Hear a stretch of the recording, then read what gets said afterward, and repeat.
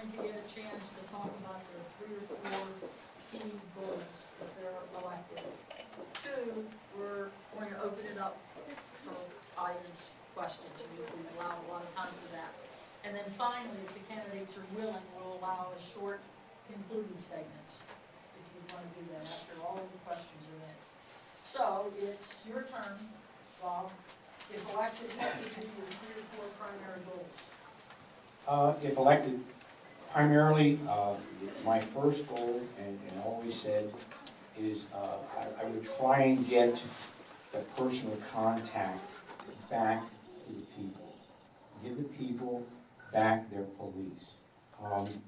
And what I mean by that is that where they can walk in off the street, they can get help that they need. Without having to go through a 911 operator and a bunch of questions and answers. Some people are very reluctant on some of the problems that they have. They're reluctant to talk to anybody and give that information out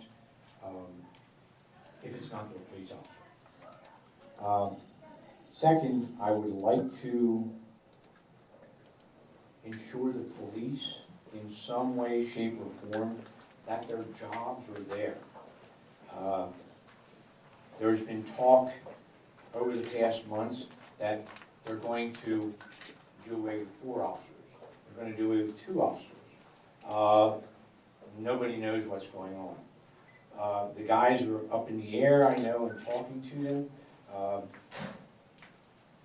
They're out there on the street enforcing the laws, and they've got this over their head that tomorrow they may not have a job. I think that's totally wrong. They need to be focused on what their job is. They shouldn't have to worry that tomorrow their family is going to be without money, and he's going to be without a job. Also, I would like to get something back on that, giving the thing back to the people. I would like to start with the police secretary, who, in my estimation, has a lot of work to do with the police department. There's a multitude of things that she has to do in the police department, and that's been taken away now. She's only there 2 days out of the week. I would like to again put the police secretary back in. I would like to put her in a position where she is affordable to the public as they're walking off the street. If they have a problem, she can address the problem, get the proper help for them, and get that back. But I would like to, number one, I say, get the police back to the people, get them back in the eye of the people. Mr. Curry, your 3 or 4 primary goals as elected. Thank you. This question is probably the most polarizing. Will show the differences between Mr. Gibler and myself. As he just noted, his 3 goals for this town all involve the word police. Mine do not. I think when you ask somebody about politics nowadays, you're not going to get a positive response. You say the word politician, you're getting definitely a negative response. My goal is to be a different type of politician. The first thing, my first goal, or primary goal, would be to give back to this community. If I'm elected as your public servant, that's why I pledged to donate the $8,000 stipend that you provided as mayor back to the town. I can tell you, I could certainly use the money. I am $200,000 worth of student loan debt to my name. I owe more on my student loans than I do on my house. I have a newborn baby who's only 5 months old, and as a young attorney, you really don't make what you think you should. So that being said, I think that giving back to the community is still an investment in my family, which is why if I could give that money back to the nonprofit organizations, some of them that have been cut in terms of funding, like the library, I think that's still an investment in myself and my neighbors and the community in general. Second primary goal is business development. This town is going to continue down its slippery slope until we do something to fix it. If you would look at the surrounding communities such as Annville, Elizabethtown, they are college towns, and they are beautiful. They are absolutely stunning. And some of them are, Annville's historic, Elizabethtown has a lot of great buildings. So what are they doing that we aren't? And the answer is, they developed business, and they thought outside the box, and they took a chance, and they did the right thing. That goes hand in hand with my third primary goal, which is to develop a relationship with the school. If I'm going to be on the board of directors, that puts me in a position to do that. I am young, I think I can correlate with the students here, I think I know what they want, and I think that by developing the business and developing the school, you're increasing the success of both of them, and Middletown will be brought along for the ride, which is exactly what we need. And finally, the fourth primary goal is the police department. The mayor does not have a whole lot of power, so your oversight of the police department isn't, I'm going to tell you and you what to do. The council holds that. What I'm saying is, as mayor, I need to be able to speak with the chief and hold them accountable if need be. Now, I don't want to make it seem like that every officer is bad. I know they have a bad reputation, but they're not inherently bad people. The problem is just that they need to be reined in. And then also, you also have to speak up on behalf of the police. There are wants and needs that, in order to do their job properly, they're going to need addressed. And if they are left on their own to go to council, you can't be certain that those concerns will be addressed. So I think it's a double-edged sword there. I have to be able to travel both roads, represent people, and be able to keep the police under control. On the same token, I need to be able to get the police what they need so they can protect our people. And those are my four primary goals. Mr. Gibbons, do you have anything to say about your goals? Just to disagree with you on the fact that the mayor's power over the police, that the mayor has a large presence over the police. Council hires, fires, and sets a wage. Period. End of. Okay, thank you. Everybody, this has been James H. Curry, candidate for mayor, and Robert H. Gibbler, candidate for mayor. Now we're going to turn to audience questions, and I have to set a ground rule here. We're not into gotcha. We're not into being impolite and that kind of stuff. I'll stop that. So let's start with the questions. Go ahead. Yes, I'd like to, my name is Fred Gilpin. I'd like to go back to the train station, which in its present location is a major asset for Middletown. I think it's the 7th busiest Amtrak station in the Commonwealth. One of the issues with the moving of the station is the parking situation. What can you do as mayor to put forth the issue that the great asset should not charge parking for use of that station? You're on that part. Yes, The yes, last part. regarding the parking Correct. at the new train station. Mhm.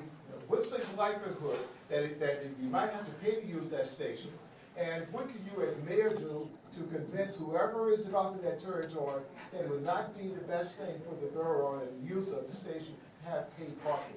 Yeah, in other words, it's been controversial already. It's talked about, and I don't think it's been settled. Well, it hasn't been. But if you go down to the next stop, Elizabethtown, they have a gigantic parking lot. It's free parking. No, sir. And I think, didn't Harrisburg just put in 350 new spaces? You have to walk 5 or 10 minutes. Which they charge a great deal to use. Which they charge. So, a lot of people might be willing to go from Harrisburg to park in Middletown. I think they already do for Elizabethtown. So the question is, what's your views and what would you fight for the parking situation at the train station? On the parking issue, and it's my understanding, the last thing that I heard was that the train station and everything is going to be on this side of the track. Parking is going to be on the other side of the track. That was the last I heard. I don't know. I understand the highway department and some of those buildings are going for the parking.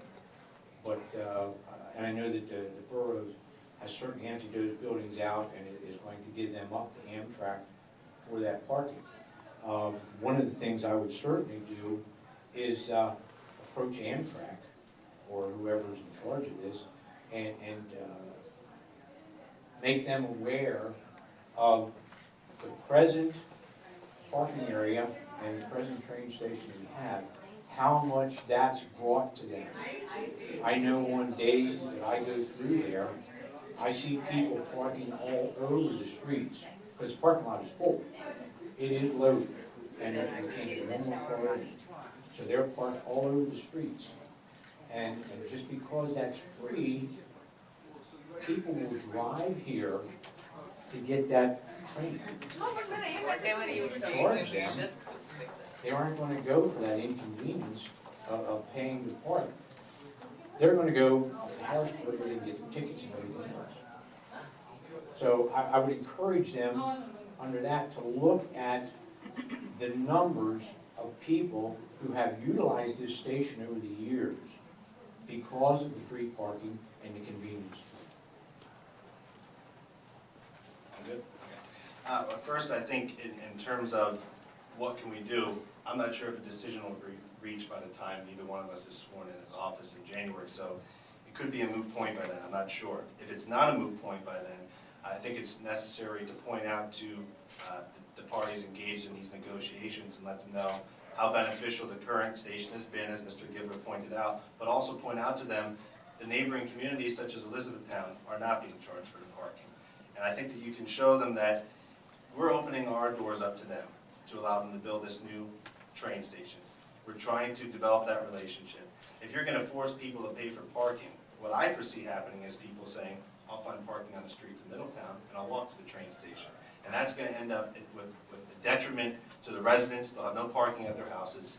They'll have, the streets will be bombarded with cars. I think it's necessary to show them that if we are going to make this work and we're going to have a relationship and we're going to develop this section of the town, we have to think what is the most beneficial way to do it, and it's to keep the free parking. If you're willing to do that for Elizabethtown, you need to be willing to do it for Middletown. Otherwise, it's going to be a detriment to this entire section in terms of parking on the street. And that's what I foresee one of the problems to be if we're charged. Presumably, if there are shops and restaurants and sports bar or whatever, parking is going to be free. It's right at the train station. So And it would be a detriment on them as well. Okay, thank you. Another question? Go ahead. Yes, good evening, gentlemen. My name is Dan Valley. I'm a 22-year resident of the borough. My wife is a lifelong resident of the borough. And one thing that I've heard both you gentlemen address tonight is the fact that with the transition to the 911 center, things seem a little less personal between the residents and the police. A very good example. I've lived in my current house for almost 12 years, but I've basically been in that same community. I've lived right around the corner pretty much the entire time I've been in the borough, 20 plus years. And that particular neighborhood has changed a lot over the years. And we have always had the opportunity to call a non-emergency number and say, hey, this doesn't seem quite right. It's probably not a 911 call. It'd be nice to have an officer just kind of cruise by and see what he thinks. And we've always had that ability to do that. And I've heard both you gentlemen refer to the fact in some way or another that it would be nice for that to come back, that close relationship. Do either of you gentlemen have a firm idea how exactly to do that? In other words, how exactly to have a non-emergency number that the community can still reach out to its officers and say, hey, this doesn't look quite right, but maybe it's not a 911 call. Do either one of you gentlemen have an exact firm idea how to accomplish that? If I can address that? My idea to start out, like I said, is with the Secretary of the Police. For 5 days a week, 8 hours a day, she would be the person in there that you could walk into the window, she would be answering a non-emergency phone, and she could do those things for you. My other thought is, neighboring community, Gary Township, has what's called a community service officer. These individuals help Derry Township with parking, with traffic control, all the jobs that frees up the other officers to answer calls. Normally what it is college students who want to work a little bit and put in, get a little extra money to spend. that will come there and work for a minimum wage. If we can put a program together like that, for a minimum wage person to do those kind of things, help the police with the menial jobs, the small jobs, have them in there on the hours, the afternoon, as much into the night as you can get them, and on the weekends, we can accomplish that goal of having somebody there to help the police and to answer phones and to talk to the public when they come in. That was an idea that I had. Whether it'll work or not, whether it's feasible to work it into the budget, I don't know. It's something that I had thought on, and I think it might work, but I gotta get in and see what can be afforded. Thank you. First of all, I think Bob stole my notes. The first thing about having the police secretary in there 5 days a week, I don't know if that's feasible or not. I don't know if the contract, but assistant here. Give me 1 second.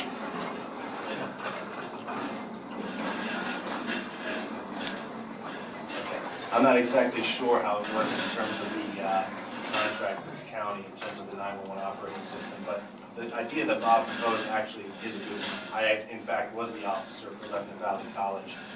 When I was there throughout the 4 years, I simply had a walkie-talkie. I would work a set number of hours, and I would simply patrol, be on foot. I also got to drive this really cool gator once in a while.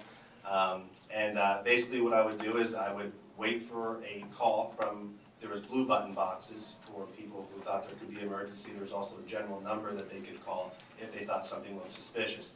If that number was called or that box was hit, I would respond to the area, not get involved in anything that could be detrimental to me or any other bystander, but just simply check it out. If it turned out to be non-threatening, I would simply report that back to the public safety office of the college, and they wouldn't have to come out.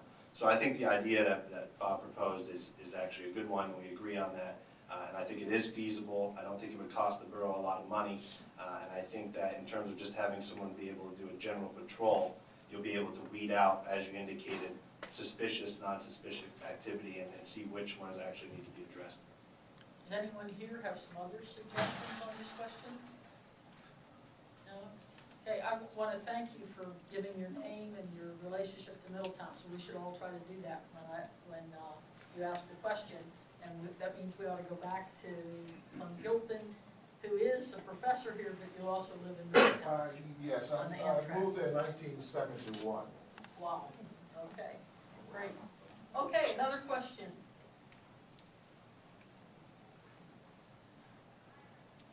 You don't have any, Tiara? Either no questions, or they were all nasty questions that you knew I wouldn't allow. Which is, come on, let's go. Hi, my name is Larry. I'm an international student. I've been here for a year. It's so far been nice. We all love Middletown. But I do have a question. What is your opinion on because we have an increasing number of students coming in, especially international students. We are far away from home, and our family really want to know that we are safe and we are having fun, and yet we are learning as well. So what is your opinion on this increase, probably increase, I'm not sure, but this students coming into the town, to stay in the town? That's my first question. And my second question is, how can you make this town fun, yet you can learn something from it, you know, something from this town that we can go back home and we can tell our families and friends we've been in a wonderful town and we all enjoy our time in Middletown. So that's my question. Thank I'll you. take this one first. First of all, welcome to Middletown. You're newer, being here a year. I am all for this school growing. I think in terms of, we went over the numbers earlier, I might have been a hair off, but it is going to grow substantially over the next few years. This may piggyback on my answer from earlier, I'm not sure if you were present for it, but when I have talked to students here on campus and when I've talked to them on the street down in the town, that is the concern they brought up. You know, there's nothing to do here. And I'm not having the greatest time at college because all I do is study and then there's no outlet. So what could I do? As I mentioned earlier, This piggyback on the business development aspect. I gave an idea earlier of having the Penn State gift shop brought downtown so that the community could take advantage of it and it will bring the students into town. Perhaps you could combine a cafe with the gift shop, give you a place to study, Wi-Fi, get you out of your dorm. I know what it's like to sit at a desk and only be in your dorm, and it's tiresome. You need a change of scenery. Also, some students that I've talked to have said they like to go out on Friday night or Saturday night once in a while and do something fun and let loose. Studying is your job while you're here, but you do deserve a break. I think that if this sports bar is put in over by the train station, again, that's a dual benefit. It's a benefit to the community, it's a benefit to the area, it's a benefit to the students. There's a conversation of a dance club. I'm all for it, I'll get down. You know, I have a good time going out. I think that in this section, if you can utilize that in terms of the putting in the sports bar, if you can combine that. Have you ever been to Champions down on 230? They have it's a sports bar type atmosphere. They have a band, a stage for bands and a dance area. That's a great outlet. And I think that the community should take advantage of this location because we have to be willing to accept the students in and still maintain our sense of peace as well. And if you stick a dance club in the middle of the square, that's bad. Put it out here on the outskirts, it's not going to harm anybody. It's by Hardee's, it's on the very end of town, and you will have a walking path. If you're having a good time on Friday or Saturday night, you can go to the dance club, enjoy yourself, pick up a burger on the way home, walk across the bridge, and be safely back at your dorm. And it keeps people off the streets after having a good time. And I think this is the area to utilize. I am strongly for utilizing this area to give you something to do. Middletown is also very historic, so we'd like to get the students involved in our community activities. I think it's a town to brag about. If you go to the main square, there's a blue and yellow sign that says oldest town in Dauphin County. That's something I would have written home about. And I think there's a lot to be learned. With the Historical Society opening up their new museum, you will get to see in a short time, I suspect, if they move in quickly, what this town is all about. There's an allegation that Mickey Mouse was actually created here before Walt Disney came up with him. And they will have the artifacts and the original Performo toy on display. That's the type of thing that I think is beneficial. Just giving you something to do. It's going to be slow, but we have to think outside the box. I also brought up Subway, those type of chain restaurants. Give them a break on electric or utilities. It gives them a reason to want to be here. Once they're here, they'll see that the business is to be had from the community as well as the up to 7,000 students that will be here. And I think that gives a reason for other businesses to come in as well. So over time, you'll see the town change. Okay, to address your first issue, I feel that if your parents want to know anything about the community and your safety, they should make an effort to contact the local police in the area or contact the mayor.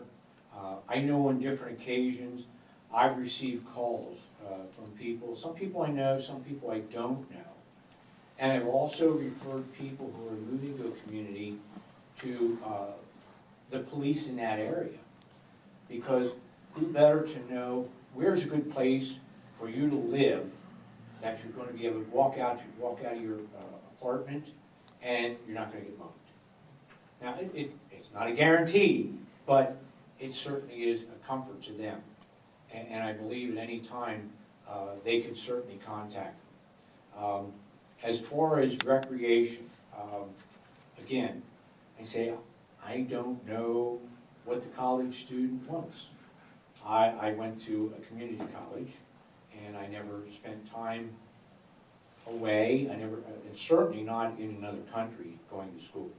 So I applaud you for what you're doing. It's very brave of you to go into a country not knowing what to expect. Again, I would go back to the fact that me, at my age, I would have to know from the students, what do you want? What can I try to get for you to help you get through this transition in this time that you're here at college? And unlike Jim, if you get in a dance studio, I'm not going to get down at my age, I'm probably just going to fall down.